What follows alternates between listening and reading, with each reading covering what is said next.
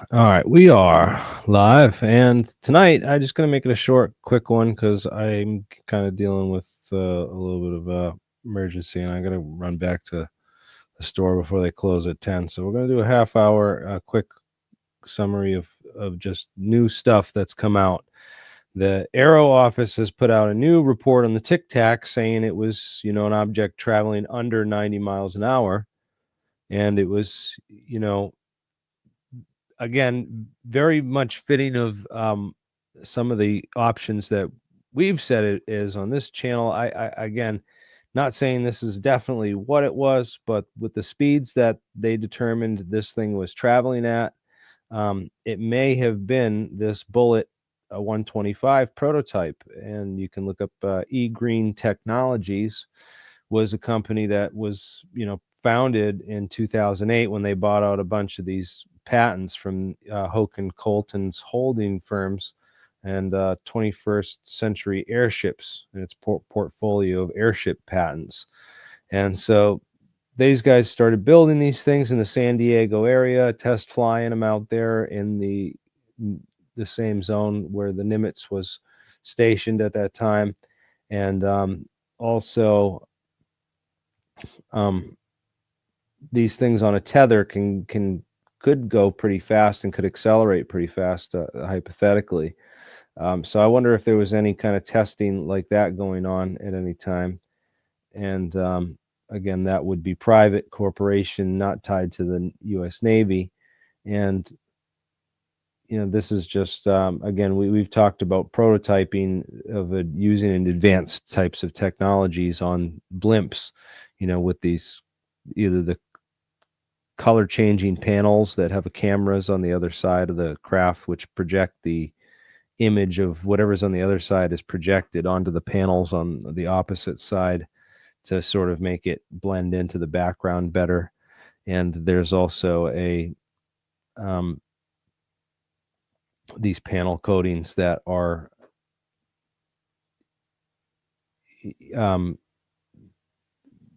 lasers inside of them that can create pockets of directed energy bursts, ionized wind, ionized gas, and then magnetohydrodynamic systems to move the ionized plasma around the craft to make them fly. But again, that's nothing that this company did independently. They were just doing these blimp things for a period of time. None of those crazy advanced technologies, but I'm sure that the government has operations where with blimp technology using that kind of stuff. And but let's get to the whole 9/11 thing, because we have the same tactics that were used on the 9/11 truth movement with disinformation and infiltration are being used on the UFO truth movement. And this is, if we look at those tactics, one of the guys that comes up is Albert Stubblebean. And this just came up recently. I guess I found some quotes from Stephen Greer from a while back, but I was just doing a deep dive into Stephen Greer, and found out that he accused Albert Stubblebean, who's dead now, but he said that one of the meetings he had with Albert Stubblebean, basically Stubblebean offered him like $2 billion to jump out of the program, jump out of the, to basically work for counterintelligence and work for them. And, that's kind of quite the claim, because if that's true, who's to say that there isn't a way to take that contract in secret, or there isn't a way to prove that, because the guy's dead now and everyone knows that he was, the head of the U.S. Army psychological warfare unit and Army for like the period of the men who stare at goats was going on. He was like involved with all that psionic warfare research and all these types of things, because they believe the Russians, a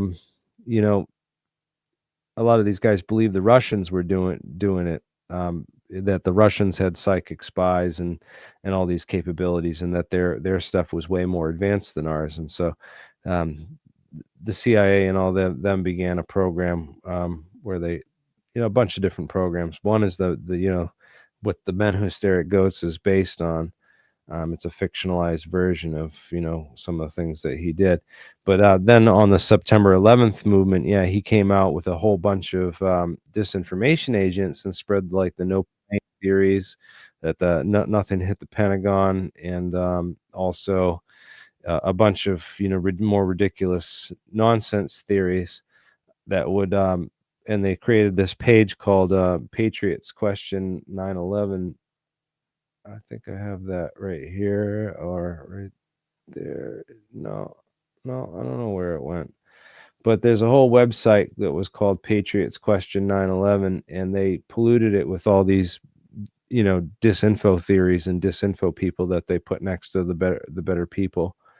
And Robert Bowman was a good guy, for example, with the Air Force doctrine. He was a legitimate guy with a head screwed on right, asking real questions about 9/11, and they put him right next to Stubblebean, who's accusing the saying that there's no hole in the Pentagon, and no plane debris, and all these other crazy theories that just lead to nowhere and confuse the whole issue. And they put all that stuff right next to the disinformation information mixed in right next to the good information on a site that was called, Patriots Question 911.org. And yeah, the whole thing, there's a PDF on it here. You can see what the old website used to look like and all the people that were on there. So they had a lot of good people on there, and they just mixed it all in with right. Isn't like the standard industry propaganda standard like 85% propaganda, 15% like real disclosure sort of thing is when it's government mixed? Yeah, it's kind of crazy. They do a little bit to protect themselves, but then also like do disinformation at the same time. So they'd be like, "No, I'm one of the good guys. I'm questioning this too with you guys. We all got to work together. Unity without purpose is like kind of like the main goal is, scholars for 9/11 truth and versus scholars for 9/11 Organized truth to and never justice. actually organize to accomplish anything. Yeah, they create a pseudo gang with a similar name and kind of just take over the narrative. Well, that's not really what happened with the 9/11 truth movement so much with the scholars versus truth versus truth and justice. Blah. But yeah, you guys can look up the history. I don't really want to get into it too deep, but yeah, the whole 9/11 thing was basically, and again, 9/11, we were finding out so much of this torture routine, right? With Lou Elizondo and Guantanamo. What was the recent headline with Like he literally worked there, right? he was the head torture czar, right? For Like Guantanamo Bay. how is that guy supposed to be the freaking face of UFO disclosure? Like he was literally torturing the head torturer at Guantanamo Bay. Prisoner unfit to stand trial. They tortured this guy so severely with these mental weapons and these psionic these weapons that basically like the Havana syndrome weapons and all that shit. That this guy's like just messed up in his whole for life, and he can't even he's incompetent to stand trial. And this is the guy that Elizondo allegedly mentally attacked in his sleep. But he said that the CIA had these weapons that they were pointing at me and shocking me and zapping me in my sleep. And we've talked about the research that's been done into that. You can go to icnirp.org and find that website with all the frequencies that are monitored. When you get that How equipment. close is St. James, like the Epstein Island, to Guantanamo? And like, It's a good question, but Guantanamo is in Cuba, right? So, and then St. James is I think, isn't that is that the Florida Keys, or is that where's little St. James? I don't know the real geography. I've never been there. It's a good question, but sidetracking me from sorry, what I was just doing. Um, my little St. apologies, but James Island, and it's oh, so it's British the Virgin opposite. Islands.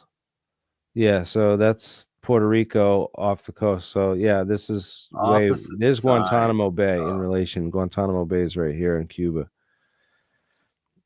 on the southern end tip. So yeah, Guantanamo Bay is basically where we keep all the terrorist prisoners in Cuba, and it's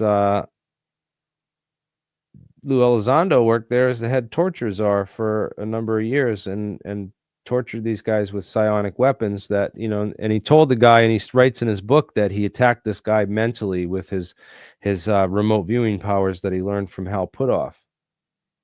But I know for a fact there's some frequencies that do some messed up things to people, because in order to get FCC compliance on any electronic device, they have to test for and make sure that it doesn't produce those frequencies at a high enough amplitude to do damage, or really.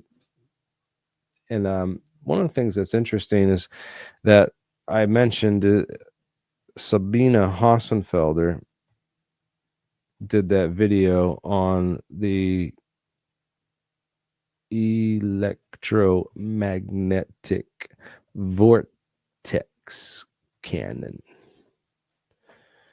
and little did she know, this one is I believe related to this Havana syndrome weapon.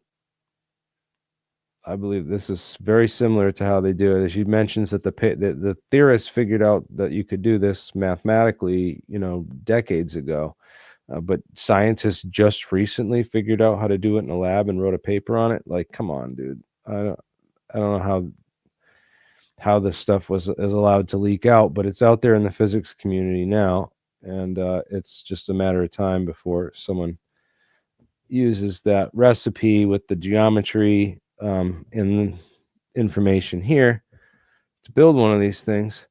Not going to say anything more than that, but the All Domain Resolution Anomaly Office and the Dark Alliance Declassified, yeah, the CIA dealing drugs, going back to massive drug dealing operations with the CIA, blah blah blah, all that stuff, disinformation, and then Lou Elizondo now taking over the narrative on all this stuff. Again, Stubblebean is connected to a lot of this stuff, and then also the 9/11 truth disinformation that he later spread.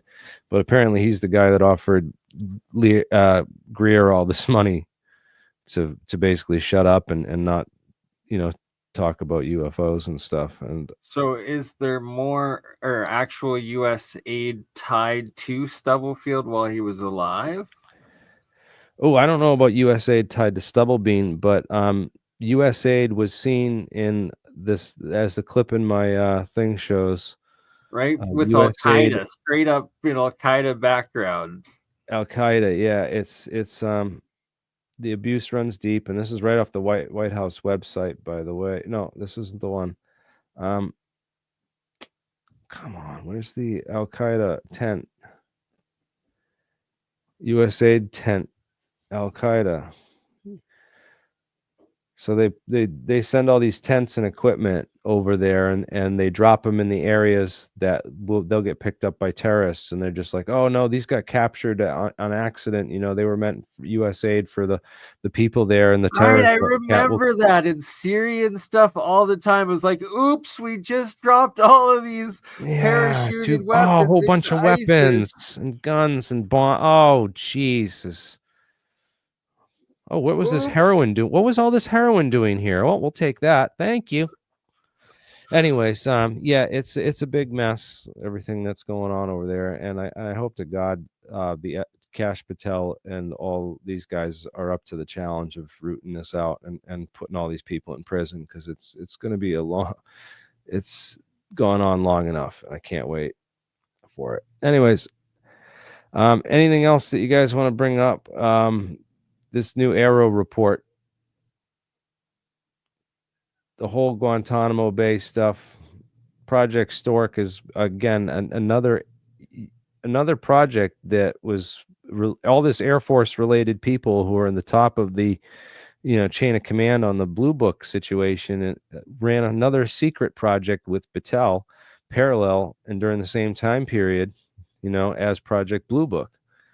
So it was run by Battelle, and this is just more information that links, Battelle to this whole secret government thing. And of course, AARO working with the counterintelligence on the UFO scene, really overhyped these videos with the New York Times, one of the largest propagandist pieces and propaganda spreaders in disinfo in the world.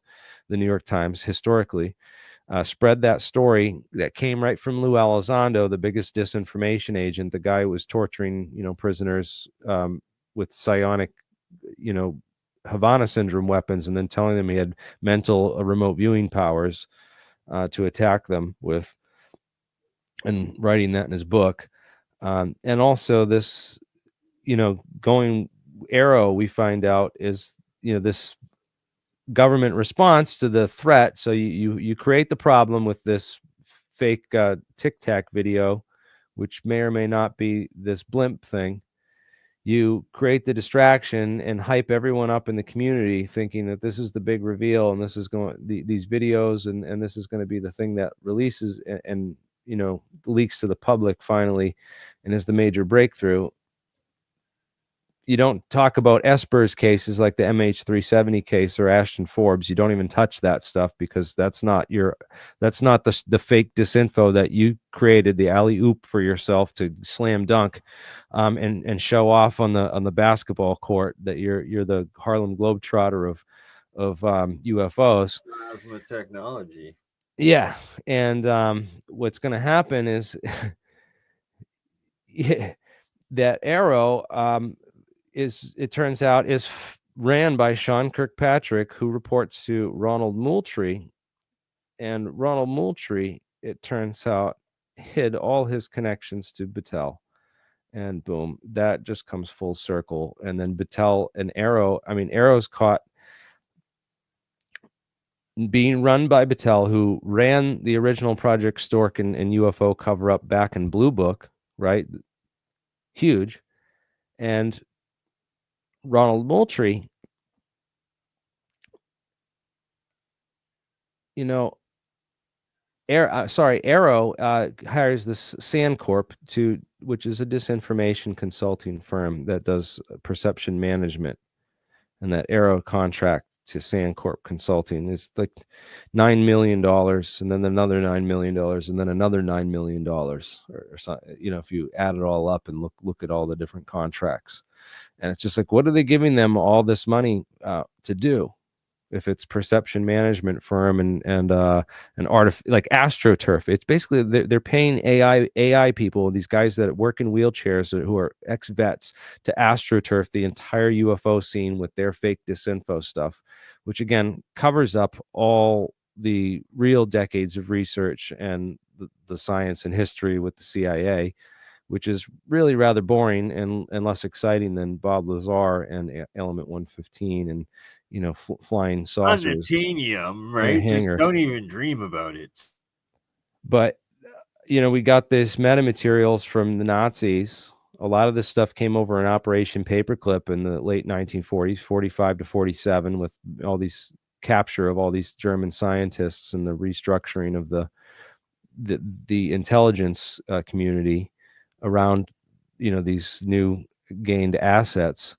And until 1958, when NASA was created, we had a secret space program. And we're going to dig into that more on this channel. Guys, check out Alien Scientists, subscribe, links below. And also check out Dark Journalists. We're going to be doing something with Dark Journalist here soon, within the month. Very nice. I was trying to get Joseph Farrell back on with Walter Bosley, but they're Joseph Farrell's in the process of writing a new book right now, so he's a little bit busy. And we're still working on some other guests and other podcasts. So please share this, and if you know anyone that wants to get me on their podcast to deep dive on any of these topics, hit me up. Cheer me on. The real science. All right. Later, guys. All right, man.